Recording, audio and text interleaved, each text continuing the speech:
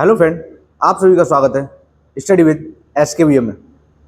आज हम ज्योग्राफी के नए टॉपिक के साथ आए हैं जिसका नाम है संसाधन, रिसोर्स। संसाधन एक ऐसा टॉपिक है जो लोगों ज्योग्राफी में इम्पोर्टेंट टॉपिक होता है। इसको पढ़ना जरूरी है क्योंकि ये संसाधन हमारी आवश्यकताओं की पूर्ति के लिए होते हैं। क्योंकि इसकी डेफिनेशन ही ये बताती है कि संसाधन वही है जो मानव की आवश्यकता पूर्ति करते हैं। आज हम संसाधन के बारे में पूर्ण रूप से जानेंगे और जानेंगे ये कितने प्रकार के होते हैं, संसाधन हम जब दोहन करते हैं तो क्या समस्या उत्पन्न होती है और समस्या के समाधान क्या क्या है।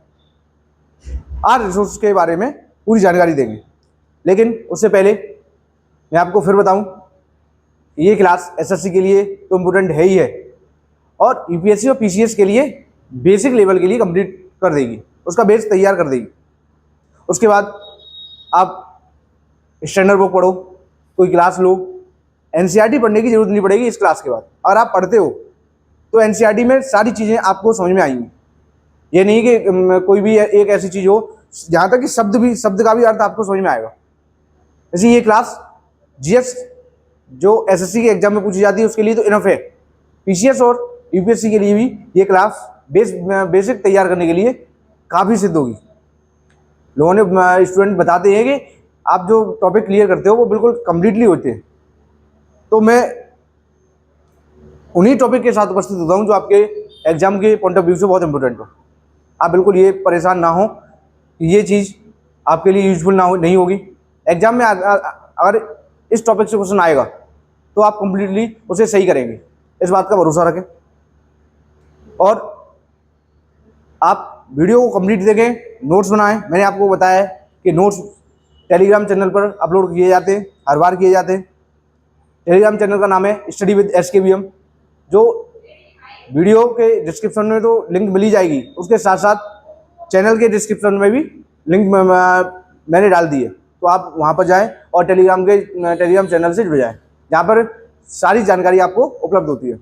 आज हम रिसोर्स की बात करेंगे, संसाधन, और जानेंगे कि संसाधन किसे कहते हैं, संसाधन की परिभाषा क्या है। तो सबसे पहले हमें पता होना चाहिए संसाधन होते क्या है, क्या चीज़ है जो संसाधन कहलाते हैं। तो आपको मैंने बताया है कि वो सारी चीज़, वो सारी वस्तु जो मानव की आवश्यकताओं की पूर्ति करते हैं। मानव की आवश्यकताएं जो वस्तु है और जिसकी जिन वस्तुओं का मानव उपयोग करता है वो सारी वस्तु संसाधन है। डेफिनेशन भी यही है कि पर्यावरण में उपलब्ध वह प्रत्येक वस्तु जो मानव की आवश्यकताओं की पूर्ति करती है वो संसाधन कहलाती है। पर्यावरण में प्रत्येक वस्तु जो मानव की आवश्यकताओं की पूर्ति करती है वो प्रत्येक वस्तु संसाधन है। मैं आपको बताऊं कि ये ब्लैक बोर्ड मेरी आवश्यकताओं की पूर्ति कर रही है, ये ब्लैक बोर्ड मेरी आवश्यकताओं की पूर्ति कर रहा है, ये संसाधन है। ये चौक, यहाँ तक कि पंखा, टेबल, पेड़ पौधे, जो जंगली जानवर हैं, पालतू जानवर हैं, जितने भी जीव जंतु हैं और वस्तु है जो मानव की आवश्यकताओं की पूर्ति करते हैं वो सभी चीज संसाधन कहलाती है। डेफिनेशन बिल्कुल सरल है। आपसे कोई भी पूछ सकता है कि संसाधन किसे कहते हैं, तो आप बिल्कुल निश्चित रूप से एक लाइन बोल दीजिए कि मेरी आवश्यकताओं या मानव की आवश्यकताओं की पूर्ति जो वस्तु करती है वो प्रत्येक वस्तु संसाधन कहलाती है। प्रत्येक वस्तु जो मानव की आवश्यकताओं की पूर्ति करती है। मैंने उदाहरण दे दिया, ये कैमरा, ब्लैक बोर्ड, चौक, पंखा, टेबल, सारी चीजें मेरे लिए यूजफुल है, तो ये सारी चीजें संसाधन कहलाएंगी। एक बात ध्यान रखना, जो वस्तु प्रकृति में मौजूद है वो सीधे संसाधन नहीं है। मानव अपने ज्ञान, अपने तर्क, अपनी बुद्धिमत्ता के आधार पर उसको अपने उपयोग के लिए बनाता है, तब वो संसाधन बनती है। जैसे टेबल बनती है लकड़ी से, और ये लकड़ी जंगल में डली हुई है, जंगल में पड़ी हुई है, और वो लकड़ी जो जंगल में है उसको मैं घर पे लाया, उसकी छटाई की, टेबल बनाई, तो वो टेबल मेरे लिए संसाधन है। और आई कहाँ से? प्रकृति से, जो मेरी आवश्यकताओं की पूर्ति करेगी। तो मैं फिर बताता हूँ, कोई भी वस्तु स्वतः संसाधन नहीं होती। स्वतः संसाधन नहीं है कि ये अपने आप संसाधन बन गई। ये ब्लैक बोर्ड अपने आप संसाधन नहीं बना हुआ, मनुष्य ने बनाया है, फिर मैंने खरीदा है, फिर इसका उपयोग कर रहा हूँ, तब ये संसाधन है। और ये जिसमें अब बनाई जाने वाली जो पदार्थ हैं वो अलग अलग थे, उसको एकजुट किया, इसका उपयोग करने लगे हम, तो ये संसाधन बन गया। तो स्वतः संसाधन नहीं बनते, वस्तुतः जब मनुष्य अपने ज्ञान और तकनीकी का उपयोग करता है तब प्रत्येक वस्तु संसाधन बनती है। संसाधन की सरल और सीधी भाषा जो परिभाषा है वो आपको पता होनी चाहिए। प्रत्येक वस्तु जो मानव की आवश्यकताओं की पूर्ति करते हैं संसाधन कहलाती है, और प्रकृति में मौजूद प्रत्येक वस्तु संसाधन नहीं है। जब मानव अपनी बुद्धिमत्ता और तकनीकी के माध्यम से उस वस्तु को अपने उपयोग में लाता है तब वो वस्तु संसाधन बनती है और वो वस्तु संसाधन कहलाती है। इतनी बात आपको क्लियर होनी चाहिए। मैं चाहता हूँ कि जितनी भी चीज़ मैं यहाँ पढ़ाऊँ वो चीज़ें आप क्लियर हो जाएं और आप क्लास में ही सारी चीज़ याद हो जाए, दोबारा से क्लास देखने की आवश्यकता ना पड़े, और जितने भी नोट्स बनाओ आप वो सारी चीज़ें आपको क्लास में ही कंप्लीटली याद हो जाए। तो संसाधन के बारे में इतनी चीज़ें आपको पता होनी चाहिए। अब हम पढ़ेंगे संसाधनों का वर्गीकरण। संसाधन कितने प्रकार के होते हैं, संसाधन कितने भागों में बांटे जाते हैं, ये संसाधन जो पृथ्वी पर मौजूद हैं वो कितने प्रकार के हैं। तो संसाधनों का वर्गीकरण मुख्यतः 4 भागों में किया गया है और वो 4 भाग अनेक उपभागों में विभाजित है। और आपसे पूछे कि संसाधन कितने प्रकार के हैं तो आपको पता होना चाहिए 4 प्रकार के संसाधन, 4 प्रकार के, और उनको भी अनेक प्रकार से वर्गीकृत किया गया है। अगर मैं संसाधन उत्पत्ति के आधार पर बांटूंगा, संसाधन उत्पत्ति की संसाधन बनने के आधार पर बांटूं तो संसाधन 2 प्रकार के। पहला प्रकार उत्पत्ति के आधार पर बांटने की बात कर रहा हूँ, संसाधन उत्पत्ति के आधार पर बांटूं तो संसाधन 2 प्रकार के, जैव और अजैव, जैव संसाधन और अजैव संसाधन, जैव संसाधन और अजैव संसाधन। अब ये जैव संसाधन अजैव संसाधन क्या होते हैं, आपको इतना तो पता चल ही गया कि संसाधन होता क्या है, संसाधन की परिभाषा क्या है। जब आपको यह पता चल गया कि संसाधन वो सारी वस्तु है जो मानव अपनी आवश्यकताओं में लेता है, तो इन आवश्यकताओं में मैंने उत्पत्ति के आधार पर बताया तो 2 प्रकार का बताया, पहला जैव और दूसरा अजैव। अब जैव अजैव कैसा है, जैव अजैव की सिंपल परिभाषा अगर आपसे पूछे जाए जैव संसाधन किसे कहते हैं, अजैव संसाधन किसे कहते हैं, ऑब्जेक्टिव में पूछे जाए निम्नलिखित विकल्पों में या नीचे दिए गए विकल्पों में जैव संसाधन कौन से, तो आपके दिमाग में बिल्कुल दिमाग में आ जाए जो जीवित है, जिनमें जान है और जिनमें प्राण है वो सारे संसाधन जैव संसाधन है। जैसे मानव की आवश्यकता के लिए होता है तो मानव एक संसाधन है। पशुपालन, जो पशु होते हैं जो मानव जिनसे आवश्यकता लेता है, जैसे गाय हो गई, भैंस हो गए या और घोड़ा, जितने भी ये पशु हैं वो सभी हमारी आवश्यकताओं के लिए हैं, ये भी संसाधन है। मुर्गी, पशु पक्षी, पेड़ पौधे, ये सारी चीजें जो मानव जीवित हैं, जो मानव अपनी आवश्यकताओं के लिए लेता है, वो सभी संसाधन उत्पत्ति के आधार पर देखें तो वो जैव संसाधन कहलाते हैं। मानव हो गया, वनस्पति हो गए, जीव जंतु हो गए, पशु पक्षी हो गए, तो सारी चीजें जो मानव अपनी आवश्यकताओं की पूर्ति के लिए करता है, और लेकिन वो जीवित हों तो वो जैव संसाधन है। पहला ध्यान रखना, उत्पत्ति के आधार पर मैंने बताया जैव संसाधन और अजैव संसाधन। जैव संसाधन आपको बता दिया है कि वो सारे संसाधन जो जीवित प्राणियों से बनते हैं, जो जीवित हैं, जिनमें जान है, प्राण है, वो सभी जैव संसाधन कहलाते हैं। लेकिन अजैव संसाधन फिर क्या कहलाएंगे, अजैव ऐसे संसाधन जिनमें जान नहीं है, ऐसे संसाधन जिनमें जान नहीं है वो अजैव संसाधन है। जैसे पेट्रोल, डीजल, कोयला, पेड़ की टूटी हुई टहनी, पत्तियां जिनमें जान है ही नहीं, वो सभी संसाधन अजैव संसाधन कहलाते हैं। वो सभी संसाधन कैसे कहलाते हैं, अजैव संसाधन। मैं फिर आपको बता दूं, या चट्टान, हवा, जल, ये भी इनमें भी जान नहीं है। जिनमें जान नहीं है वो सारे संसाधन अजैव संसाधन है, और जिनमें जान है वो सारे संसाधन जैव संसाधन है। उत्पत्ति के आधार पर पहला संसाधन का वर्गीकरण उत्पत्ति के आधार पर किया गया है, जैव और अजैव।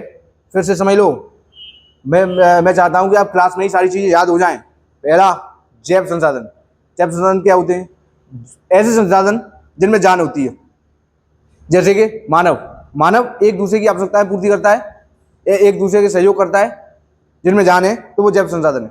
वनस्पति, पेड़ पौधे या जीव जंतु जो मानव की आवश्यकताओं की पूर्ति करते हैं वो जैव संसाधन। अजैव संसाधन जिनमें जान नहीं है, जो मानव की आवश्यकताओं की पूर्ति करते हैं, जैसे हवा, जल, चट्टान, पेट्रोल, डीजल, कोयला, इनमें भी जान नहीं है, ये अजैव संसाधन है। अजैव संसाधन उत्पत्ति के आधार पर जैव संसाधन, अजैव संसाधन, जिनका निर्माण होता है, जिनमें जान हो वो जैव संसाधन, जिनमें जान नहीं है वो अजैव संसाधन। ये हो गया पहला प्रकार संसाधन के वर्गीकरण का। अब दूसरा प्रकार है समाप्तता के आधार पे। अब हम बात करेंगे समाप्तता के आधार पे। समाप्तता का मतलब है खत्म होने के आधार पे, ये खत्म हो जाते हैं। अगर समाप्तता के आधार पे देखें तो संसाधन दो प्रकार के, ज्यादा नहीं, समाप्तता के आधार पे देखें तो संसाधन दो प्रकार के, पहले नवीकरणीय और अनवीकरणीय। मैंने पहले उत्पत्ति के आधार पे बताया, तो पहले जैव अजैव दो प्रकार के बताए। फिर दूसरा मैंने बताया समाप्तता के आधार पे, तो उसमें भी मैंने दो प्रकार के, नवीकरणीय योग्य संसाधन, अनवीकरणीय योग्य संसाधन, दो प्रकार के संसाधन है, नवीकरणीय और अनवीकरणीय। इनके नाम से ही हमें पता है। देखो मैं ज्यादा चीजें ब्लैक बोर्ड वही चीजें लिख रहा हूँ या उसी को बता रहा हूँ जो इंपोर्टेंट हो, जिससे मुझे दिमाग में हो। मैं जितनी चीजें मुझे पता है उतनी चीजें आपको बताऊं। मैंने जैव संसाधन जैसे ही मेरे दिमाग में आता है तो मेरे दिमाग में एक प्रकार की घंटी बजती है कि बस जैव संसाधन है तो जीवित प्राणी है, अजैव है तो जीवित नहीं है। और जैसे समाप्तता के आधार पर देखा जाए तो नवीकरणीय और अनवीकरणीय। नवीकरणीय जैसे ही नाम सुनूं तो ऐसे संसाधन जिनका उपयोग मैं बार बार कर सकता हूं, जिनका उपयोग जो खत्म नहीं होते, जिनका उपयोग बार बार कर सकता हूं, और जिनका उपयोग बार बार कर सकता हूं वो ऐसे संसाधन नवीकरणीय योग्य संसाधन कहलाते हैं।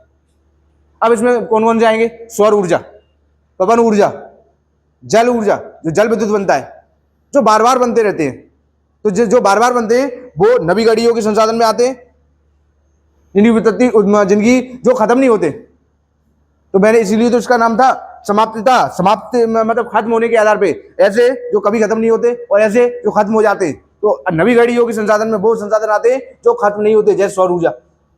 आपके यहाँ अगर सौर ऊर्जा लगी होगी तो उसमें अगर आप वो एक बार सुबह चार्ज हो जाए शाम तक तो रात भर काम करती है, दूसरे दिन फिर चार्ज हो जाती है, फिर तीसरे दिन फिर चार्ज हो जाती है। नवीकरणीय है। अनवीकरणीय का मतलब संसाधन का मतलब होता है ऐसे संसाधन जो एक बार उपयोग किए जाते हैं और समाप्त हो जाते हैं। एक बार उपयोग करने के बाद ये संसाधन समाप्त हो जाते हैं, वो संसाधन कहलाते हैं अनवीकरणीय। समाप्तता के आधार पर देखें संसाधन तो मैंने आपको दो तरीके बताई दिए, नवीकरणीय और अनवीकरणीय। नवीकरणीय संसाधन कौन से कहलाते हैं? ऐसे संसाधन जिनका निर्माण या जो बार बार बनते रहते हैं। और अनवीकरणीय संसाधन वो कहलाते हैं जो एक बार जिनका यूज करें और वो समाप्त हो जाए। ये दो परिभाषा आपको बिल्कुल दिमाग में फिट होनी चाहिए, क्योंकि ये संसाधन बार बार पूछे जाते हैं एग्जाम में कि नवीकरणीय योग्य संसाधन कौन से, अनवीकरणीय योग्य संसाधन कौन से। तो जो सौर ऊर्जा है, पवन ऊर्जा है, जल विद्युत बनती है, जल ऊर्जा है, तो उनसे बनने वाली जो संसाधन है वो संसाधन नवीकरणीय योग्य वाले। और अनवीकरणीय योग्य संसाधन कौन से? ऐसे संसाधन जो एक बार उपयोग होता है और वो समाप्त हो जाते हैं, जैसे पेट्रोल, डीजल, प्राकृतिक गैस, जिनका एक बार ही उपयोग कर पाते हैं। मैं आपको एक उदाहरण से समझाता हूं, नवीकरणीय और अनवीकरणीय। जो मोबाइल की बैटरी है वो बैटरी है नवीकरणीय, एक बार चार्ज होती है, डिस्चार्ज हो जाती है, फिर से चार्ज होती है और फिर से डिस्चार्ज हो जाती है। तो ये जो बैटरी है, तो अगर इसको संसाधन के रूप में वर्गीकृत करेंगे तो ये नवीकरणीय योग्य संसाधन में आएगी, इसको बार बार उपयोग किए जाते हैं। लेकिन अगर एक सेल देखें, जो रिमोट का सेल होता है, वो सेल केवल एक बार उपयोग किया जाता है और जब वो डिस्चार्ज हो जाता है तो उसका दोबारा उपयोग नहीं किया जा सकता, तो वो सेल अनवीकरणीय योग्य संसाधन में आएगा। तो ऐसे संसाधन जो बार बार उपयोग किए जाते हैं तो वो नवीकरणीय योग्य संसाधन में आते हैं, और ऐसे संसाधन जिनका उपयोग हम केवल एक बार कर पाते हैं वो अनवीकरणीय योग्य संसाधन में आते हैं। मैंने संसाधन का वर्गीकरण में दो चीज आपको बता दी। पहला बताया आपको उत्पत्ति के आधार पर संसाधन, और दूसरा बताया समाप्ति के आधार पर। एक तो जहां से उत्पन्न होते हैं, जहां से उत्पत्ति होती है, तो उत्पत्ति कितने प्रकार के संसाधनों में होती है? जैव और अजैव। और जो समाप्तता के आधार पर देखेंगे तो समाप्तता के आधार पर देखेंगे तो वो संसाधन दो प्रकार के हैं, एक तो नवीकरणीय और एक अनवीकरणीय। तीसरे प्रकार के संसाधन में स्वामित्व के आधार पर, आपको पता होना चाहिए स्वामित्व के आधार पर भी संसाधन होते हैं कि इस पर किसका अधिकार है, स्वामी कौन है संसाधनों का। ऐसे स्वामित्व के आधार पर संसाधन देखे जाते हैं, तो वो चार प्रकार के संसाधनों का वर्गीकरण भी सबसे ज्यादा जरूरी है और यहीं से क्वेश्चन पूछा जाता है।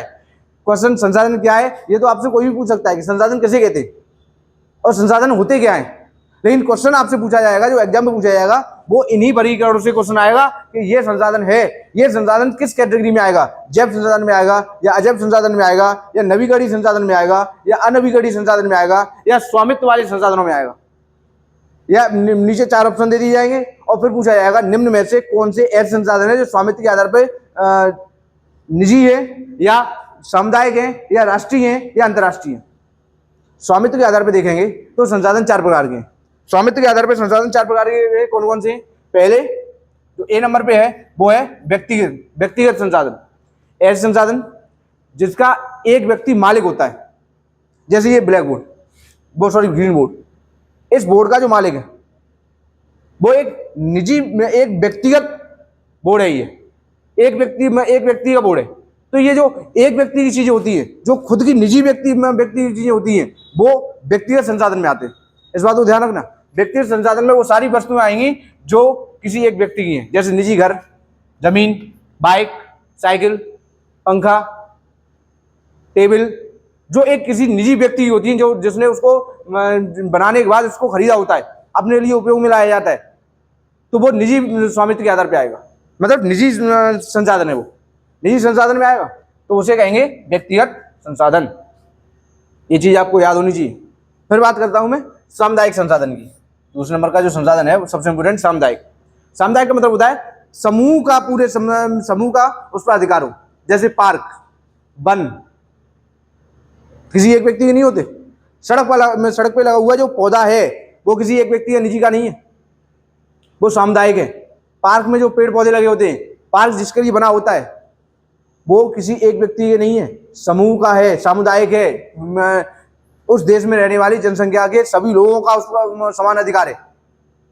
तो सामुदायिक समूह के आधार पर जिसका स्वामित्व होता है, जैसे गांव में शमशान घाट बनाया जाता है, तो शमशान घाट जो बनाया जाता है वो सरकारी है, लेकिन किसी एक व्यक्ति का, निजी का नहीं है, तो ये भी सामुदायिक संसाधन में आएगा। पार्क बनाया तो वो पार्क भी सामुदायिक संसाधन में आएगा, निजी में नहीं आएगा। वन है, वन भी सामुदायिक संसाधन में आएंगे। तो जो सभी लोगों का है वो ऐसे संसाधन जिसका उपयोग प्रत्येक व्यक्ति कर सकता है, कोई एक निजी व्यक्ति नहीं कर सकता, वो वन सामुदायिक संसाधन में, वो संसाधन कैसे कहलाएंगे? सामुदायिक संसाधन कहलाएंगे। उसके बाद राष्ट्रीय संसाधन, तीसरे नंबर के, किसी एक देश का अधिकार है, जैसे सड़क परिवहन होता है, सड़क किसी व्यक्ति की नहीं होती, समूह की नहीं होती, पूरे देश की है, तो वो राष्ट्रीय संसाधन है।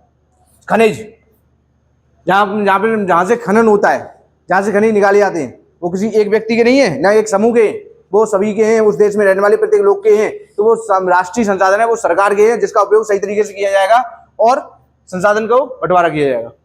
तो वो जो प्रत्येक व्यक्ति है एक देश के अधिकार में आता है, जिसमें उस देश के अधिकार में आता है, वो संसाधन राष्ट्रीय संसाधन कहलाता है।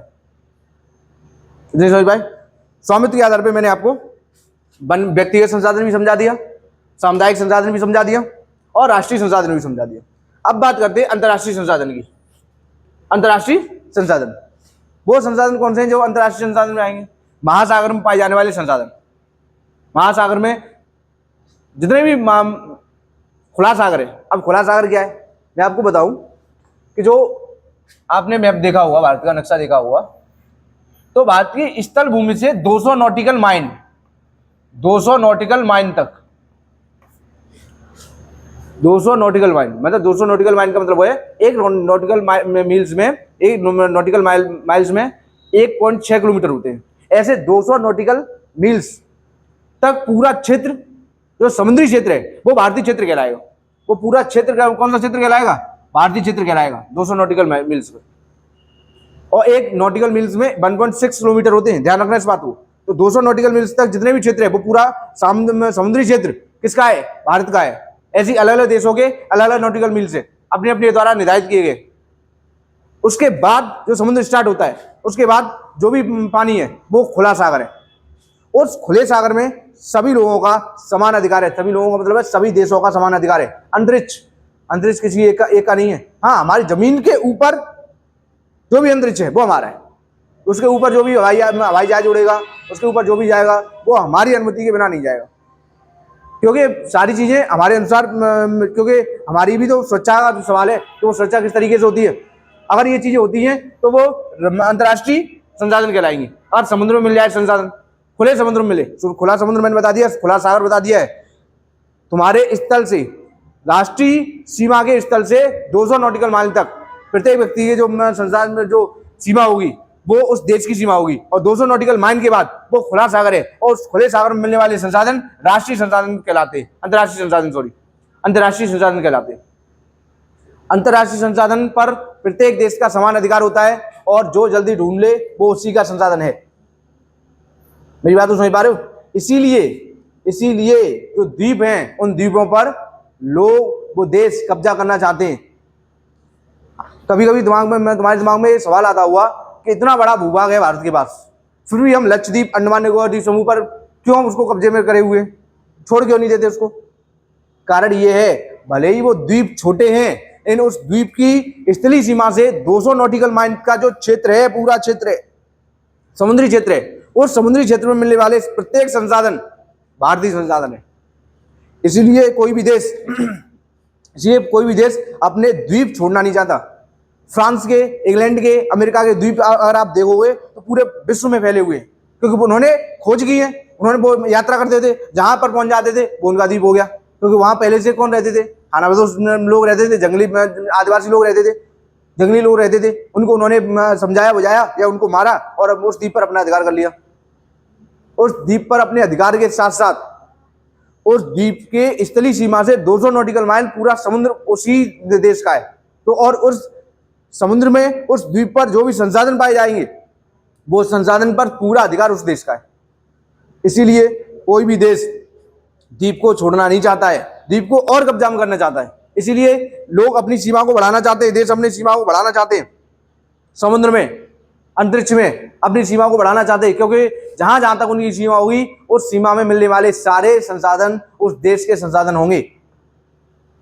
और अगर उन क्षेत्र से बाहर चले जाते हैं तो जो संसाधन कहलाएंगे, जो क्षेत्र में संसाधन मिलेंगे वो अंतर्राष्ट्रीय सीमा के अंतर्गत आएंगे। अंतर्राष्ट्रीय सीमा के अंतर्गत आते ही प्रत्येक देश अपना समान अधिकार देने स्टार्ट कर देता है, समान अधिकार करना स्टार्ट कर देता है कि इस देश पर, इस संसाधन पर हमारा भी अधिकार है। इस बात को समझ पा रहे हो? ये स्वामित्व के आधार पर मैंने संसाधन आपको समझा दिए। 4 प्रकार के संसाधन, निजी, किसी एक व्यक्ति के हो, व्यक्तिगत हो। दूसरे संसाधन सामुदायिक, इन पर एक समूह का अधिकार हो। तीसरे संसाधन राष्ट्रीय, इस पर किसी एक देश का अधिकार हो। और चौथे संसाधन अंतर्राष्ट्रीय संसाधन, ऐसे संसाधन जिन पर प्रत्येक देश का अधिकार हो। अंतरिक्ष हो गया, समुद्र हो गया, खुला समुद्र हो गया, स्थलीय सीमा से 200 नॉटिकल मील के बाद खुला समुद्र है, वो खुला समुद्र अंतर्राष्ट्रीय संसाधन में गिना जाएगा। फिर उसके बाद चौथा सबसे बड़ा जो संसाधन का आधार है वो विकास के आधार पर, विकास, डेवलपमेंट। हमने उन संसाधनों के उपयोग के लिए कितना अपने आप का विकास कर लिया है, हमने उनको संसाधन का उपयोग कितनी अच्छी तरीके से कर रहे हैं, कितनी अच्छी तकनीकी के साथ कर रहे हैं। तो ऐसे सारे संसाधन विकास के आधार पर देने आएंगे, जिसमें पहला है संभावी संसाधन। संभावी संसाधन ऐसा संसाधन जिसका हम उपयोग तो कर रहे हैं, लेकिन उसकी संभावना इतनी ज्यादा है कि हम उसका पूर्ण उपयोग नहीं कर सकते, लेकिन भविष्य में पूर्ण उपयोग कर लेंगे। अभी पूर्ण उपयोग नहीं कर पा रहे, तकनीकी वजह से हमारे पास वो तकनीकी नहीं है, हमारे पास इतने संसाधन उपलब्ध नहीं है जो उन संसाधनों का उपयोग कर पाए हम। तो ऐसे संसाधन उस कैटेगरी में आएंगे, संभावी संसाधन में आएंगे, इनका उपयोग हम वर्तमान में तो कर रहे हैं, लेकिन उस पूरे संसाधन का सही उपयोग नहीं कर पा रहे, क्योंकि हमारे पास तकनीकी नहीं है, हमारे पास उन संसाधनों का उपयोग करने के लिए और संसाधन नहीं है। तो ध्यान रखना, ऐसे संसाधन संभावी संसाधन में आएंगे, जैसे राजस्थान और गुजरात में मिलने वाली सौर ऊर्जा, पवन ऊर्जा। और हम वहाँ सोलर प्लेट लगा दें तो इतनी बड़ी मात्रा में सौर ऊर्जा बनाई जा सकती है, लेकिन अभी भी हमारे पास वो सौर ऊर्जा की तकनीकी इतनी बड़ी लेवल में नहीं है। बनाए जा रहे हैं, गुजरात में सबसे बड़ा प्लांट सौर ऊर्जा का लगा हुआ है, लेकिन कुछ चीज़ें ऐसी होती हैं जो और उपयोग कर सकते हैं, क्षेत्र और बड़ा है, हम और सौर ऊर्जा लगा सकते हैं, पवन ऊर्जा लगा सकते हैं, ऊर्जा का निर्माण कर सकते हैं, लेकिन अभी हमारे पास तकनीकी भी है, हम उपयोग भी कर रहे हैं, लेकिन इतनी बड़ी मात्रा में उपयोग नहीं कर रहे। लेकिन भविष्य में हम बड़ी चीज़ों पर, बड़े लेवल पर, बड़े स्तर पर उसको उपयोग कर पाएंगे। ऐसे संसाधन जिसमें आएंगे वो संभावी संसाधन कहलाएंगे। विकसित संसाधन, विकसित संसाधन की श्रेणी में दूसरा सबसे अच्छा संसाधन विकसित संसाधन। विकसित संसाधन की श्रेणी में वो सभी संसाधन आते हैं जिनका उपयोग हम वर्तमान में कर रहे हैं, तकनीकी विकसित हो चुकी है, उन संसाधनों का हम उपयोग वर्तमान में कर रहे हैं, वो सभी संसाधन विकसित संसाधन में आएंगे। जैसे कोयला, पेट्रोल, डीजल, प्राकृतिक गैस, ये इन संसाधनों का हम उपयोग कर रहे हैं, और ये संसाधन का उपयोग करने के लिए हमारे पास विकसित तकनीकी है। समझ पा रहे हो, नहीं समझ पा रहे? ये सभी संसाधन विकसित संसाधन कहलाएंगे। भंडारण, भंडारण वो संसाधन वो होते हैं जिनका उपयोग हम अभी तो बहुत कम लेवल पर, कम स्तर पर कर रहे हैं, बहुत कम कर रहे हैं, लेकिन इसके भंडार बहुत ज्यादा है। अगर तकनीकी हमारे पास अच्छी तरीके से विकसित हो गई तो इसका उपयोग हम बड़ी मात्रा में कर पाएंगे। जैसे जल से हाइड्रोजन बनाना, हाइड्रोजन बहुत अच्छा फ्यूल है, फ्यूल संसाधन जिसका अध्ययन करके हम ऊर्जा बना सकते हैं, बहुत अच्छा संसाधन है हाइड्रोजन, लेकिन जो पृथ्वी पर बहुत अच्छी मात्रा में उपलब्ध है, जल बना हुआ है H2O हाइड्रोजन से। हाइड्रोजन के 2 मॉलिक्यूल मिलते हैं और ऑक्सीजन के साथ तो जल का निर्माण करते हैं। तो जब हाइड्रोजन पृथ्वी पर बहुत बड़ी मात्रा में उपलब्ध है, लेकिन अभी भी हमारे पास वो तकनीक ही नहीं है कि उसका हम सही तरीके से उपयोग कर पाए। हाँ, बहुत छोटे लेवल पर हम हाइड्रोजन का उपयोग कर रहे हैं, उसका उपयोग सही तरीके से नहीं कर पा रहे। तो ऐसे संसाधन भंडार, जिसका भंडार है हमारे यहाँ, आने वाले समय में भविष्य में हम इसका पूर्ण उपयोग कर पाएंगे। हमारे यहाँ ये भंडार के रूप में पड़े हुए, तो ऐसे संसाधन भंडार संसाधन कहलाते हैं। संचित संसाधन का मतलब है कि हमारे पास अभी वो तकनीकी नहीं है जिसका उपयोग करके हम उसका उपयोग कर पाए। हमारे पास वो तकनीकी नहीं है जिससे उनका उपयोग कर पाए हम, लेकिन हमें पता है कि ये संसाधन है, हमें पता है कि वो संसाधन है, लेकिन हमारे पास वो तकनीकी नहीं है। जैसे जब हम कोयले का उपयोग करते थे, पेट्रोल का उपयोग करते थे, डीजल का उपयोग करते थे, तब हमें पता था कि सौर जो प्रकाश है, सूर्य से मिलने वाला जो प्रकाश है, हवा जो चल रही है, उससे हम ऊर्जा बना सकते हैं, लेकिन वो तकनीकी नहीं थी। लेकिन धीरे धीरे हमने तकनीकी विकसित की और आज हम हवा चलती है और ऊर्जा बनती है। सौर ऊर्जा हम सोलर पैनल के साथ उसको कैप्चर करते हैं। वैसे ही हमें और भी ऐसी चीजें पता है, जैसे कि जल से हाइड्रोजन, ये भी हम संचित कोष में ले सकते हैं। ऐसे संसाधन हमारे पास हैं जिसकी तकनीकी हमारे पास नहीं है, और तकनीकी नहीं है इसलिए उसका उपयोग नहीं कर पा रहे, लेकिन हमारे पास वो मौजूद है। भंडार में वो आएंगे जिसका उपयोग हम छोटे लेवल पर कर रहे हैं, बहुत कम स्तर पर कर रहे हैं, और कम स्तर पर कर रहे हैं, लेकिन वो पृथ्वी पर बहुत बड़ी मात्रा में मौजूद है। ऐसे संसाधन भंडार कहलाएंगे जिसका उपयोग हम कर ही नहीं रहे, आने वाले समय में करेंगे, वो संचित कोष में आएंगे। ये पूरा जो ब्यौरा मैंने आपको बताया है, वो पूरा ब्यौरा है संसाधन के प्रकार का। सबसे पहले मैंने आपको बताया कि संसाधन कितने प्रकार के होते हैं, या उससे भी पहले मैंने आपको बताया कि संसाधन किसे कहते हैं। संसाधन किसे कहते हैं? मानव की आवश्यकताओं की पूर्ति करने वाली प्रत्येक वस्तु, जो मानव ने अपने ज्ञान विज्ञान के साथ बनाई है, वो प्रत्येक वस्तु संसाधन कहलाती है। और पर्यावरण में पाई जाने वाली प्रत्येक वस्तु संसाधन नहीं है, उसको मनुष्य अपने अनुसार डालता है। मैंने आपको इतिहास में पढ़ाया, इतिहास में बताया था, पाषाण काल में भी मनुष्य के पास पत्थर थे, लेकिन वो पत्थर उसने अपने हिसाब से काटे, तो पत्थर भी संसाधन बने। ये लकड़ी जो जंगल में पाई जाती है वो संसाधन नहीं है, हाँ, हम उसको अपने अनुसार उपयोग कर रहे हैं, तो वो लकड़ी भी संसाधन बन रही है। ब्लैक बोर्ड में, इस बोर्ड में जितने भी कट लगे हुए हैं, जितने भी वस्तुएं लगी हुई हैं, उसको हमने अपने अनुसार डाला है और इसमें लगाया है, तो ये भी एक संसाधन बन गया।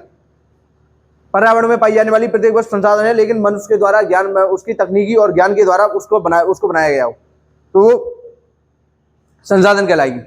फिर मैंने आपको बताया संसाधन का वर्गीकरण। संसाधन का वर्गीकरण मैंने आपको उत्पत्ति के आधार पर बताया, 2 प्रकार का, जैव और अजैव। जैव संसाधन वो है जिनमें जान है, जैसे पेड़ पौधे, पशु पक्षी, मानव, जैव संसाधन है। ऐसे संसाधन जिनमें जान नहीं है वो अजैव संसाधन में आएंगे। कौन संसाधन है? चट्टान, हवा, जल, मिट्टी, ये भी जिनमें अजैव संसाधन है, जिनमें जान ही नहीं है। फिर मैंने आपको बताया समाप्तता के आधार पे जब संसाधन बताए तो 2 प्रकार के, नवीकरणीय और अनवीकरणीय। जो बार बार बनाए जा सकते हैं वो नवीकरणीय, जो एक बार उपयोग किए और खत्म हो गए, हमने जिसका उपयोग बार बार कर रहे हैं, जैसे सौर ऊर्जा, पवन ऊर्जा, और लेकिन जिसका उपयोग हमने एक बार किया और वो समाप्त हो गया, वो अनवीकरणीय, जैसे पेट्रोल, डीजल, कोयला। फिर मैंने आपको बताया स्वामित्व के आधार पर संसाधन 2 प्रकार के, वो 4 प्रकार के, व्यक्तिगत, किसी एक व्यक्ति, निजी व्यक्ति के हों, सामुदायिक, जो किसी समूह के हों, राष्ट्रीय, किसी एक देश के संसाधन हो, अंतर्राष्ट्रीय, सभी देशों के हों। फिर मैंने आपको बताया चौथे नंबर का विकास के आधार पर मैंने बताया संभावी, ऐसे संसाधन जिसका उपयोग हम कर रहे हैं, लेकिन उच्च लेवल पर भविष्य में और कर पाएंगे, अभी भी कर रहे हैं और उच्च लेवल पर भविष्य में कर पाएंगे। ऐसे संसाधन संभावी है। विकसित, ऐसी तकनीकी जिसका उपयोग हम संसाधनों को उपयोग करने के लिए हमने तकनीकी विकसित कर ली है, वो सारे संसाधन विकसित संसाधन कहलाएंगे। ये मैं फास्ट इसलिए रिवीजन कर रहा हूँ क्योंकि मैंने सारी चीजें आपको पहले से बता दी। ये मत सोचना कि इतनी जल्दी पढ़ा रहा हूँ। कुछ लोगों ने कहा है कि मैं जल्दी पढ़ाता हूँ, जल्दी चीजें समझाता हूँ, तो आपको लगता हो तो बता दें, मैं धीरे धीरे भी समझा दूंगा, मुझे कोई दिक्कत नहीं है। विकसित संसाधन, उसके बाद भंडार वाले मैंने बताया। भंडार संसाधन वो होते हैं जिनका भंडार हमारी पृथ्वी पर बहुत है, लेकिन तकनीकी उच्च लेवल पर नहीं है, जिसके लिए हम उसका उपयोग नहीं कर पा रहे। संचित कोष संसाधन वो कहलाते हैं जिसका भविष्य में तकनीकी विकसित हो जाएगी और उसका उपयोग करेंगे। इतने प्रकार के आपके संसाधन हुए। ये संसाधन के बारे में आप सारी चीजें आपको मैंने बता दी। अब मैं बताऊंगा कि संसाधन का दोहन करके क्या क्या समस्या बनी, फिर बताऊंगा उस समस्या के समाधान कि समस्या के समाधान क्या क्या है। संसाधन के दोहन से क्या समस्या बनी, उन समस्याओं के बारे में पढ़ेंगे और वो समस्याओं के समाधान क्या क्या है, उन समस्याओं को समाधान देंगे। तो सबसे पहले संसाधन के उपयोग करने से क्या समस्या हमारे सामने आई है या मनुष्य के लिए क्या क्या समस्या सामने है। वैसे ही तो आपको बताऊं मैं कि मनुष्य ने इतनी ज़्यादा संसाधनों का उपयोग करना स्टार्ट कर दिया है, इतने ज़्यादा संसाधनों का उपयोग करना स्टार्ट कर दिया कि एक समय वो आएगा ये संसाधन पृथ्वी से खत्म हो जाएंगे और आने वाले समय में हमारे लिए बहुत बड़ी चुनौतियां खड़ी हो जाएंगी। सबसे पहले समस्या यही है संसाधनों के तेजी से क्षय। हम बहुत तेजी से संसाधनों का दोहन कर रहे हैं, बहुत तेजी से।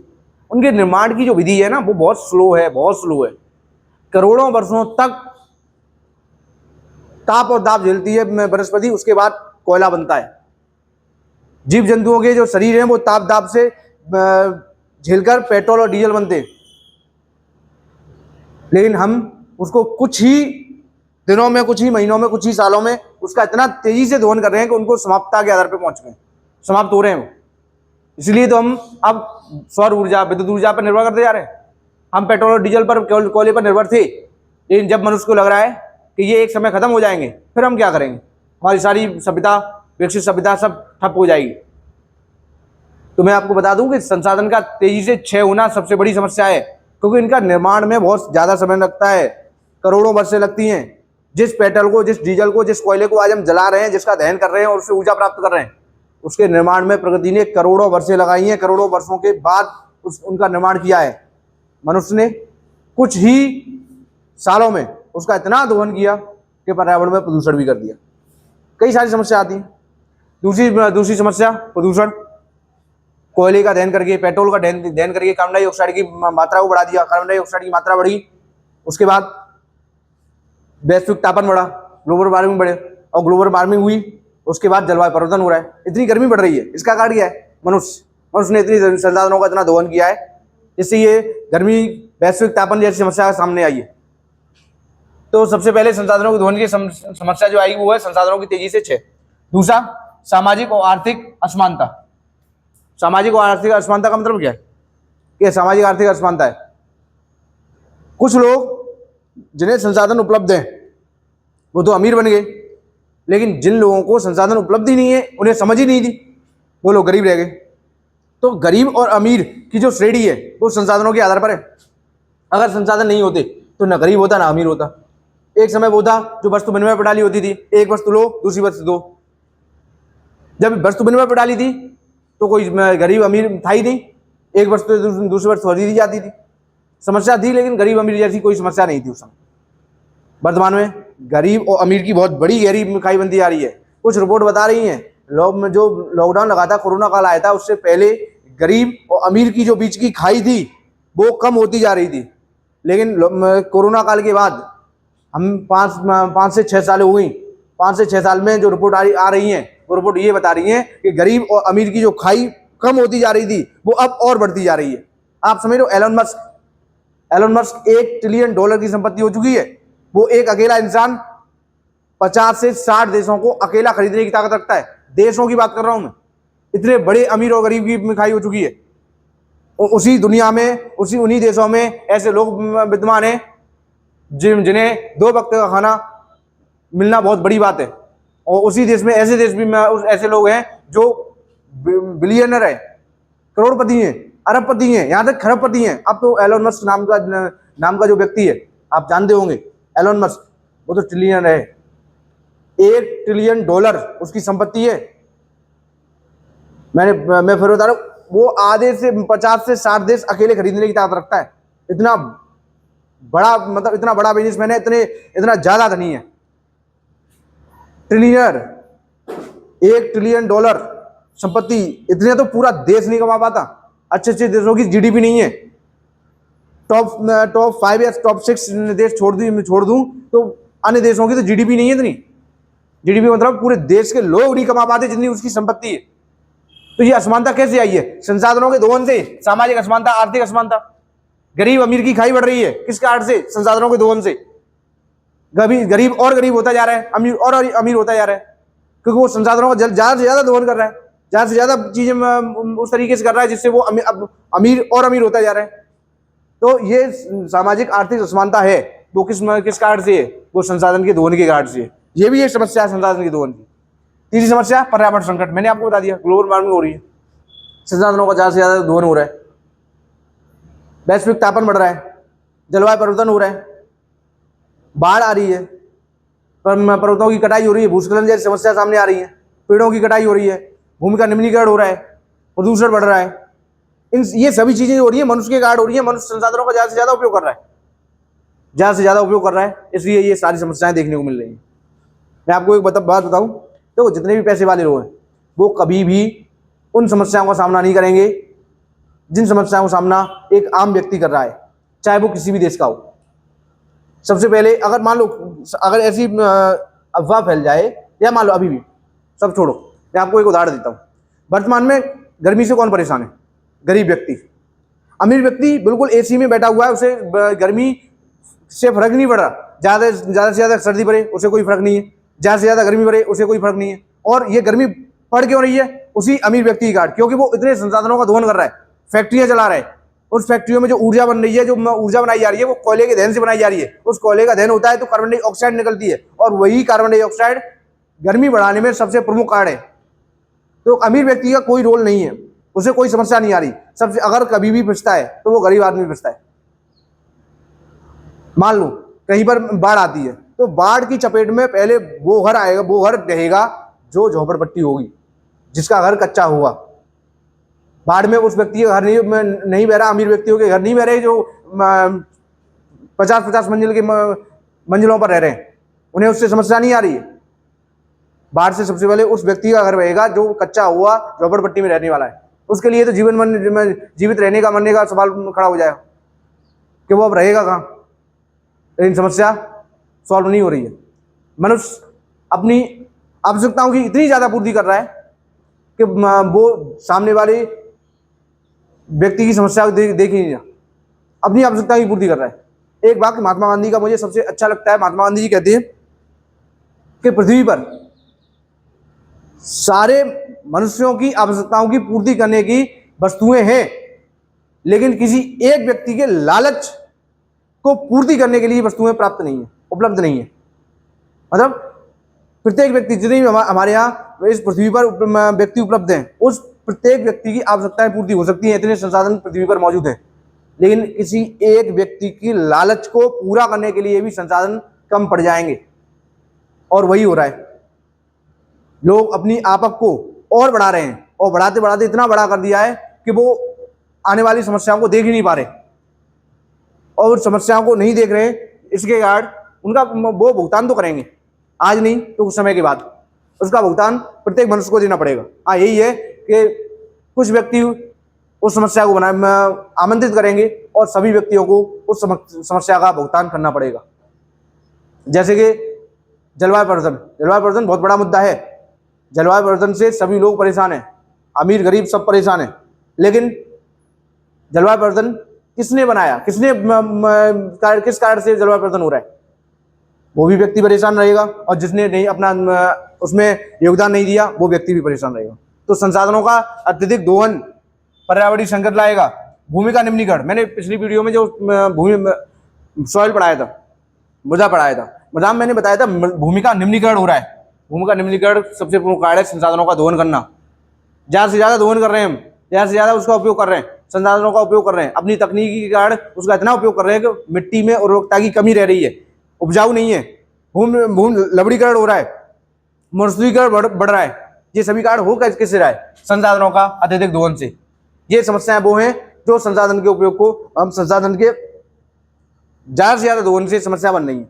अब इसके उपाय क्या है? समस्या होगी, प्रॉब्लम होगी, तो उसका कोई ना कोई सॉल्यूशन होगा। तो उपाय है क्या? उपाय है, सबसे पहला उपाय है सस्टेनेबल डेवलपमेंट। सस्टेनेबल डेवलपमेंट, सतत पोषणीय विकास। एक ऐसा विकास जो अपनी आवश्यकताएं तो पूर्ति करे ही करे, प्लस उन संसाधनों को भी छोड़े जो आने वाली पीढ़ी के लिए भी काम में आएंगे। हमारे पूर्वजों ने वो सारी चीजें की जो हमारे लिए लाभदायक थी, लेकिन आज हम जो कर रहे हैं वो आने वाली पीढ़ी के लिए सबसे बड़ा दुखदाई बनते जा रहे हैं। जैसे कि आपको एक उदाहरण मैंने हर बार देता हूँ और फिर बता रहा हूँ कि हमारे पूर्वजों ने पेड़ पौधे बहुत बड़ी मात्रा में लगाए, जिसका हमने भरपूर मात्रा में उपयोग किया। आज हम इतनी बड़ी मात्रा में पेड़ पौधे लगा रहे, हम तो जो पेड़ पौधे लगे हुए उनको नहीं बचा पा रहे, उनको भी काटने का कार्य कर रहे हैं। अगर ये ऐसा ही चलता रहा तो समस्या बढ़ती जाएगी। तो इसका समाधान सबसे पहले यही है, सतत पोषणीय विकास, सस्टेनेबल डेवलपमेंट। हम संसाधनों का उपयोग करें उस गति से जिस गति से उनका निर्माण होता है। अगर हम एक पेड़ काट रहे हैं तो 2 पेड़ लगाने चाहिए, जिससे आने वाली पीढ़ी को वो उन समस्याओं का सामना न करना पड़े जो वर्तमान में पीढ़ी करेंगी। उसका उदाहरण मैंने बता दिया कि एक पेड़ काटते हो तो 2 पेड़ लगाओ। हमारे पूर्वजों ने वो सारी चीजें हमें उपलब्ध कराई जिसकी हमें जरूरत है, लेकिन हम क्या आने वाली पीढ़ी को वो सारी चीजें छोड़कर जाएंगे जो उनके लिए उपयोग में होगी? हमारे पूर्वजों ने स्वच्छ वायु छोड़ी, स्वच्छ जल छोड़ा, स्वच्छ भूमि छोड़ी, पेड़ पौधे बड़ी मात्रा में छोड़े। आज हम आने वाली पीढ़ी के लिए ना ही स्वच्छ वायु छोड़ के जा रहे हैं, ना उनको स्वच्छ जल देंगे, ना ही स्वच्छ भूमि देंगे, और बड़ी मात्रा में जो पेड़ पौधे थे उनको भी हम काट देंगे। ये सारी समस्याएं हम आने वाली पीढ़ी को दे रहे हैं। ये समस्या को ना दें, इसलिए वैज्ञानिकों ने इस डेवलपमेंट को सोचा है जिसका नाम है सस्टेनेबल डेवलपमेंट, सतत पोषणीय विकास। एक ऐसा विकास जो अपनी आवश्यकताएं तो पूर्ति करे ही करे, लेकिन आने वाली पीढ़ी की भी आवश्यकता पूर्ति करे। दूसरा मैंने कार्ड बताया था 3R में पहली है रीयूज, वो रिड्यूज और रीयूज और रिसाइकलिंग। हमारे पास जो संसाधन उपलब्ध हैं उसी की बार बार दोहन करें और उसी का उपयोग कर रिसाइकलिंग करें। रिड्यूज, रीयूज और रिसाइकलिंग, RRR। ये R सबसे ज्यादा इंपोर्टेंट है। आपने हर बार एक चिन्ह देखा होगा इस तरीके का चिन्ह देखा होगा। ये RRR के रूप में सामने निर्धारित करता है, रिड्यूज करो, रीयूज करो और रिसाइकलिंग करो। उसके बाद सख्त नीति और जागरूकता। लोगों को बताओ, जरूरी है कि संसाधन इतने आप दोहन कर रहे हो, कम से कम उपयोग करो। एक आपको एक कहानी बताऊं, जापान में, साउथ कोरिया में, अमेरिका में और अच्छे यूरोपीय देशों में, नॉर्वे, स्वीडन, स्विट्जरलैंड, इन देशों में लोग साइकिल का उपयोग करते हैं। सरकारी बस, सरकारी मेट्रो का यूज करते हैं, जिससे पेट्रोल, डीजल इनकी मात्रा को कम से कम खर्च किया जा सके, और कम से कम खर्च होंगे। या ऐसी वाहनों का उपयोग कर रहे हैं जो इलेक्ट्रिसिटी, विद्युत से चल रही है, जिससे प्रदूषण कम हो रहा है। उन देशों में प्रदूषण कम है, हम अपने स्वयं ही ज्यादा से ज्यादा प्रदूषण उत्पन्न करते हैं, और फिर हम सरकार से सवाल उठाते हैं कि सरकार प्रदूषण पर कोई कार्य नहीं कर रही। हमने स्वयं कभी अपने आप से सवाल पूछा है कि हम ऐसा कोई कार्य कर रहे हैं जो पर्यावरण को दूषित न करते हुए उसको सही तरीके से सही मायने में उसको सही करें? जब हम ही कदम नहीं उठाएंगे तो सरकार कहाँ तक सही कर पाएगी? ये सारी चीजें, सख्त नीति, जागरूकता फैलाओ। आपको बताओ, कम दूरी के लिए है तो बाइक का उपयोग कम करें, पेट्रोल डीजल का उपयोग कम करें। अगर कम दूरी तक है तो ऑफिस के लिए कार का उपयोग कम करें। लोग अपनी शान शौकत बरकरार रखने के लिए इस पर्यावरण को प्रदूषित कर रहा है, और उसकी भरपाई हमें करनी पड़ेगी। आज नहीं तो कल हमें इसकी भरपाई करनी ही पड़ेगी, इस बात को ध्यान रखना। ये सारी चीजें मैंने आपको बताई संसाधन के बारे में, रिसोर्स के बारे में। ये सारी चीजें आपको पता होनी चाहिए। रिसोर्स में मैंने आपको उसके संसाधन की परिभाषा बताई, संसाधन का वर्गीकरण बताया, फिर संसाधन का अत्यधिक उपयोग करके क्या समस्या बनेंगी, उन समस्याओं के क्या उपाय हैं जिससे वो समस्या कम हो सकती है। ये सारी चीजें मैंने आपको बता दी, विस्तार से आपको समझा दिया है। एसएससी में अगर क्वेश्चन आता है तो यहाँ से ऊपर नहीं जाएगा, इस बात की गारंटी है। आप भरोसा बनाए रखें, जितनी भी क्लासें आपको करा रहा हूँ बिल्कुल सटीक है, और यहाँ से क्वेश्चन आता है तो आप कर पाएंगे। पीसीएस और यूपीएससी के लिए एक बेसिक जानकारी आपको पास उपलब्ध है, यहाँ तक कि एक इससे थोड़ी बहुत ही ज़्यादा एडवांस नॉलेज होगी। अगर आप कोई भी स्टैंडर्ड बुक पढ़ते हैं तो ये सारी चीज़ें उसमें उपलब्ध है, और थोड़ी बहुत जानकारी और एक्स्ट्रा होगी उस बस। हाँ, मैंने यहाँ शॉर्ट करा दिया है, वो विस्तार से कराएंगे पीसीएस और यूपीएससी में। यही चीज़ें, सारी चीज़ें हैं। आप भरोसा रखें, चीज़ें कंप्लीट करते चलें, परेशान ना हो। हाँ, थोड़ा टाइम तो लगता है सिलेबस को कंप्लीट करने में। जीएस है, हंसी मजाक नहीं है, हर कोई इसको कंप्लीट नहीं कर पाता। मैं आपको सही बताऊं कि पढ़ाई सबसे बड़ी, सबसे कठिन चीज़ों में से एक है। लोग भले ही कहते होंगे कि पढ़ाई सबसे सरल है, बैठना ही तो है। बैठ के तो दिखाओ, 2 घंटे बैठ के दिखाओ, पढ़ के दिखाओ, कलम चला के तो दिखाओ। सरल तो सबको लगता है, क्योंकि वो देखने वाला यही तो कहता है वो बैठे बैठे क्या करता है, कि वो बैठता ही तो है। उस बैठने पे ही सबसे बड़ा कार्य है। उस कलम में सबसे बड़ा वजन है। 10 किलो का, कोई 10 किलो की वस्तु को उठाना और उस कलम को उठाना बराबर होता है। आप पढ़ रहे हो, यही बहुत बड़ी बात है। आप युद्ध भूमि में आए तो हो, आप मैदान में, कंपटीशन के मैदान में उतरे तो हो, उन लोगों से महान हो, उन लोगों से अच्छे हो जो पहले से ही पराजित हो चुके हैं, जिन्होंने अपने आप को मान लिया कि हम कर ही नहीं पाएंगे कुछ। उन लोगों से आप ज़्यादा बेटर हो। फेल और पास होते रहते हैं, उसमें कोई समस्या नहीं है। ये तो एक जीवन का चक्र है कि किसी का एग्जाम निकल जाता है तो वो पास हो गया और किसी का एग्जाम नहीं निकला तो वो फेल हो गया। बहुत सारी जीवन की बहुत सारी जीवन चक्र है जो जीवन में चलता रहता है। आप अपनी ईमानदारी से पढ़ें, क्लास को कंप्लीट देखें, नोट्स बनाएं, याद करें। और कुछ स्टूडेंट तो बिल्कुल डेली क्लास देख रहे हैं, कंप्लीटली देख रहे हैं, मुझे पता है। वो अपना ऐसे ही पेशेंस बनाए रखें, कंप्लीटली देखें और नोट्स बनाते रहें। आप जीएस का एक पोर्शन कंप्लीट करो, बिल्कुल तसल्ली से करो। आपके जो भी क्वेश्चन है वो इससे बाहर नहीं जाएंगे, आप भरोसा रखें। और सभी लोग जो वीडियो देखते हैं वो वीडियो को लाइक जरूर करें। लाइक कम करते हो आप लोग, लाइक करो। वीडियो जब अच्छी है तो वीडियो को लाइक तो कर दिया करो, और जो भी समस्या हुआ करे उसे कमेंट में लिख दिया करो। लाइक भी करनी है, कमेंट में अपने विचार जरूर लिखने हैं, और ये वीडियो वहाँ तक शेयर करनी है जिसको जरूरत हो, शेयर भी करो। और जो नए वीडियो देख रहे हो वो चैनल को सब्सक्राइब कर दें। जय हिंद।